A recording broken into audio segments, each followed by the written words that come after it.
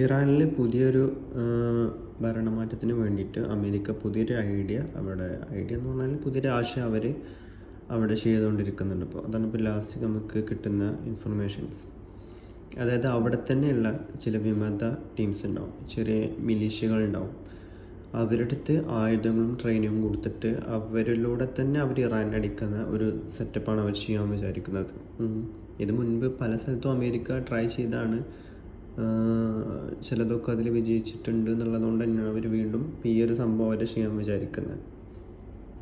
അപ്പോൾ ഇതിലൂടെ ഇപ്പോൾ എന്തുണ്ടാവും എന്ന് ചോദിച്ചു കഴിഞ്ഞാൽ ഇറാൻ കൂടുതൽ പ്രഷറാകും. ഓൾറെഡി നമുക്കറിയാം ഇസ്രായേലും അമേരിക്ക ഒരുമിച്ചിട്ടാണ് ഇറാനെ അടിച്ചുകൊണ്ടിരിക്കുന്നത് അല്ലേ.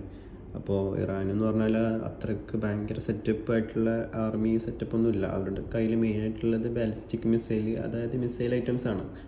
അല്ലാതെ അവരുടെ എയർ സെറ്റപ്പൊക്കെ വളരെ കുറവാണ്.